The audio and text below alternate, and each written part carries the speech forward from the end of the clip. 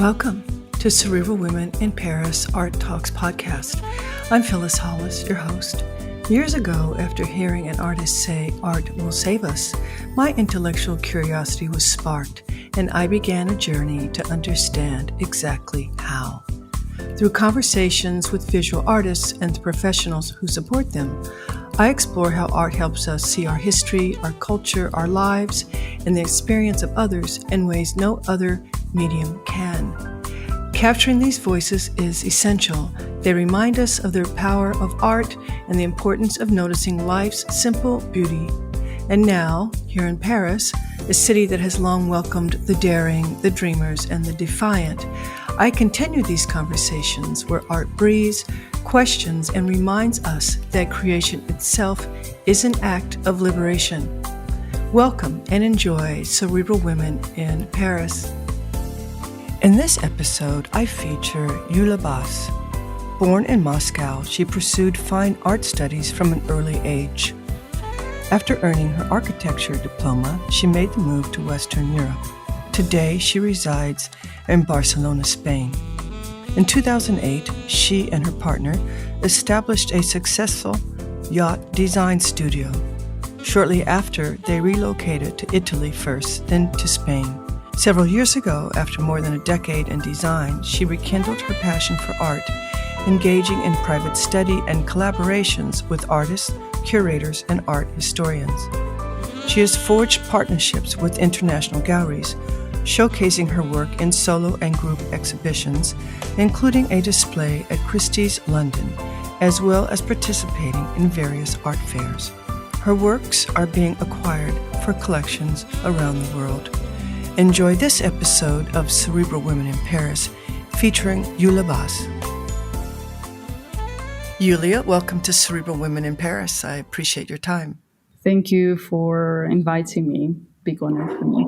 So we'll start with my first question, which is, when did you discover your artistic passion? That was very, very early. I'm not sure, but I used to say that I was 4 years old or something like that, and we were passing by a local art school. And I just had this epiphany, when I saw some pictures on the window, some still life or some just basic, art school paintings. And I felt so, I felt almost the lightning hit me. And I really wanted to do it. So I was drawing basically as long as I remember myself. And I think that was very natural for me. Then it's a long story of losing this passion, rediscovering that. And that's a big part of my story, how I came back to making art 8 years ago, because I went to art school and I went to this direction, but then I chose another path. So it wasn't linear, but it started really early. How do you define your practice? Actually, I would rephrase it, in a way how my art practice defines me. I would say that more or less it happens simultaneously, because art making is such an unpredictable process that I discover myself through that, as well as I make some rational input, So for me, my art practice is constant discovery and wondering and experimenting. And when I started, I definitely based it on something I knew quite well. So I had pretty strong academic painting and drawing technique. And I felt I could lean on that, and I started from that. So my portraiture, my figurative works had the basis there. But then I went to discovering so many materials, so many other medias. Now I'm very interested in performance, in installations. I even made my first video sculpture. So yeah, for me, it's a constant rediscovery. And I'm as much interested in what my art shows me about the world and about myself as much as I'm trying to transmit or convey something. So within your practice, which aspect of it do you enjoy the most? Like painting, sculpture? Yeah, again, like with all my recent experimentations, I wouldn't say that certain process is the favorite aspect. I think the general, I would say even mysticism about having an idea and realizing it, materializing it, and then seeing how this idea transforms and becomes a piece of art that says something, that contains some certain emotions. That's, I think, the most interesting part for me. Not the process itself, it could be anything actually, because I was making some woven pieces, or the same like generating AI videos or anything. I'm just amazed how the art piece may change while being created. Do you feel that your life experiences are reflected in your work? Yeah, definitely. The further I experiment again and like try new things, and longer I do that, the more I would say personal, even private, my work becomes. For example, the woven piece, my grandma's bag, it was definitely influenced by my early memories or my very vulnerable feelings about, reconnecting with my childhood story. Or even the Siamese twins, the objects, they were also talking more about my relationships than anything else. So, and new projects, they're also very, very personal, even more. So I'm starting to paint my daughter. I started to paint myself more, because I would say I started quite generic in a way. I was talking more about some wider concepts, though I was transmitting my own sensation of fragmented identity that I felt, like the sensation of being polarized, of being kind of oscillating between many polar fragments, of meanings and cultures. But I was always using some other subjects for that. I was kind of making many anonymous paintings and artworks. And now I'm gradually moving into actually talking about my experiences, such as divorce or motherhood or, again, relationships. Yeah, I'm gaining this confidence, maybe, I would say. Early on, do you recall if there was a particular body of work or artist that influenced you? There are so many. Always when I'm asked about, okay, what's your favorite artist? Or I'm so puzzled because there are so many. And it's funny because the artists I like and the ones who inspire me, they do work that actually doesn't look anything like my own. It's such a wide variety of the practices. So, and I think that definitely influenced me too, and to navigate and to experiment. So, for example, I would say Magdalena Bakanovic was a big influence for me. Felix Gonzalez Torres, from very conceptual artist, but I was so influenced by his poetic works. Yoko Ono, I love her work, also very lyrical. So, and many painters as well, but, or from the contemporary ones, I think I always looked at Rachel Valdez or Kennedy Yanko, and they really inspired me. Also, not only by their work, but the way they represent themselves, the way they show and talk about their work. So there are like from any kind of era and type of artist, I could find some influences. Like my choice is very, very broad. When you're painting, is drawing a part of the process?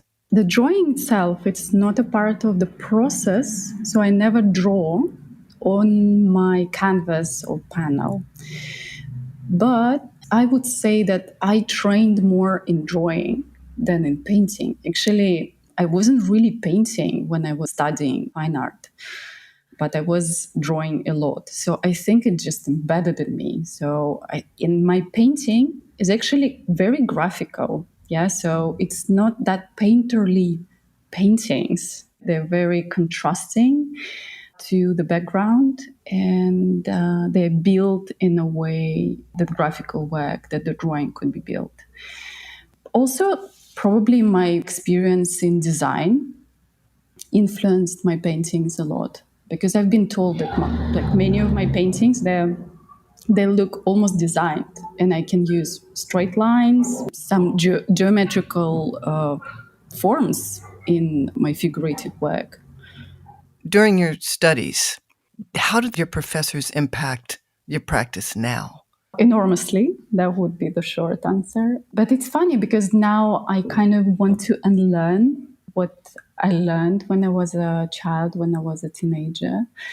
And I'm kind of fighting this part as well. So it's very biggest relationships with my teachers teaching in me, you know. So obviously when I was young, I was like taking everything that, and my teacher was a really, really strong one from the Russian old school painting community, and he was great. But I think I also now trying to break away from whatever I knew and find my own way of painting. Yeah, like seeing what art is actually, because I also feel that I've been limited in a way, you know. So yes, I started based on what I knew before, on what I was taught by my teacher. But I would say now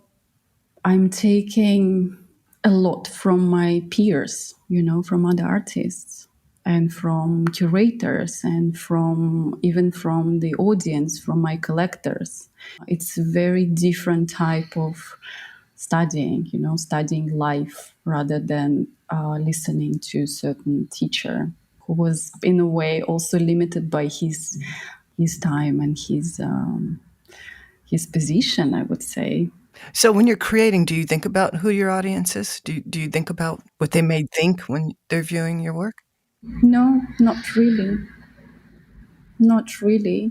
I think we all a bit compromised in a way, the way we have the social media, that I find very controversial for contemporary artists, that we getting, I don't know if it happens to you or you talk with other artists about that.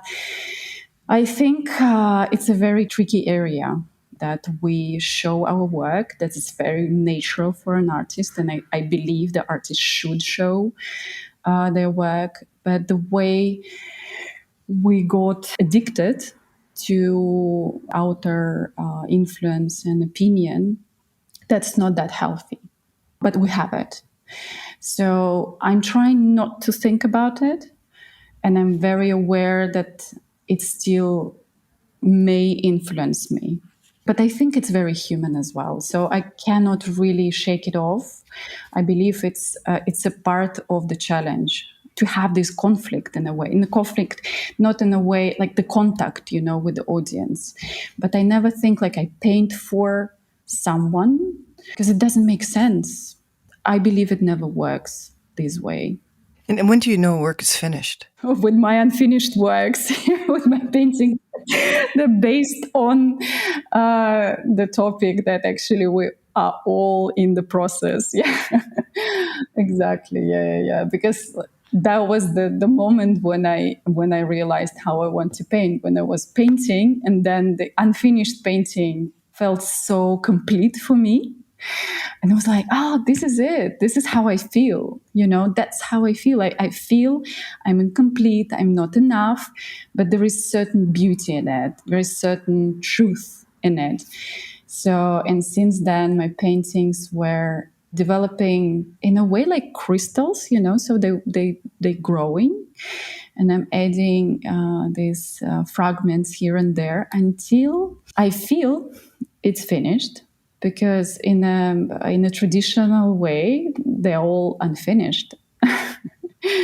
And sometimes I need some weeks or months for realizing that the painting already works. Yeah, and it's just intuition. It just like I just feel it just clicks to me, something like on the body level. I feel like, okay, so now it has everything. That's it, nothing more. At what point do you decide on the title? Actually, when I do photos of the painting and I need to add it to my catalog, and I realize I need a title. If you ask me, I wouldn't add titles to my paintings. It's kind of a formality. And then it's also certain work, because then I have to look at the artwork again, and find the association, find what I was thinking about, what it means, what it's kind of trying to ring. Yeah, and I think I'm quite lazy about it, about the titles. What's your process of choosing color? That was also very natural for me. I think when I started to paint again, I was collecting, everything that inspires me. And I realized that these kind of various blacks and very muted colors are really, there is something attractive to me. And only later on, I understood that, like, I like nuances, I like the gentle differences, the complexity. So I really love playing with this complexity in my colors. And I feel that I can reach that through very limited palette. And sometimes it's just 5 colors. Sometimes I can limit it to 3 colors on my palette, plus white and black that I use excessively. And people ask me, like, why are you painting black and white? And actually, I never paint black and white. I paint always in color. It's just quite tricky to capture. But if you look closely on my paintings, maybe in real life, you will see that they're very deep, dark colors and these complex blacks. I find it intriguing, not that direct, because I think I want to talk about the emotions that are not quite direct or not that open. So that was my choice. And then it's contrasting really much to the light, white, gray backgrounds that for me is like kind of a space of possibilities, space of unknown, I would say, this empty space. And I like this contrast. So that was my first choice. Then I went into exploring more colors, the orange ones. Then now I work a lot with natural colors because I started to work with wood, with yarns, etc. I like this complexity of darks. Share with us, what are you excited about right now? To be honest, right now, I'm not having such an active phase. I'm planning some exhibitions, and they're quite unusual for me. So, one of them is a series of paintings that build around, as I said before, my personal story. And each painting is kind of a fragment of my story. And for me, this project is exciting because I'm trying many new things there. So, because there are many paintings and they're going to work as one mechanism, one body of work. So, rather than making each work individual, they work as altars. So, I'm taking inspiration from, religious format. When the paintings were combined, in a story, and they were combined, that you can close and open up like a hinged, like the hinged panels. So I think here I draw some inspiration from my culture, Orthodox culture. But I'm making these religious paintings really about my own religion, about my own story. Yeah, and I'm trying many new things, like, some other types of paintings, and I'm using a lot of background. I'm using my own photos. I'm using negative from the photos. I stretch and bend and generate some visuals. I paint again like some of my partners. So I'm quite thrilled about this project, though it goes really slowly because I think I go into unknown territory. Yeah, and generally I'm excited about what's going to be next. I really want to make some 3D works again, but I'm not planning them yet. Then there is another project in Italy, and there I'm going to make some objects again, and I'm going to use some personal objects, some clothes, and some more performative pieces, I would say. But I cannot share more now because it's still in in discussion with the curator. But this project is also very exciting and going to be quite challenging, but in a good way, I hope. What do you feel is the purpose of art? That's a really big one. I believe in my own experience with art that because art may open a window for new perception, for new questions, or for new sensations to be experienced, or to some experience that you already had in your life. I believe that art makes you feel not so alone. Because I think any art is actually questioning some deep existential things, why we're here, how we live, how we experience, what our pain is, what our love is. And when I see the artwork that rings something that I used to experience, but I couldn't find the explanation for that or the words for that, and I just feel not being so alone, that this artist is actually speaking about something and couldn't be spoken about. And it makes me feel just, more connected, I would say. That's my experience. Yeah, we can talk about cultural or political influence, but I feel it's a part of it, So for me, in general, it's about not being so lonely. It may bring us some joy or some questions, some challenges, but yeah, it's a mean of connection for me.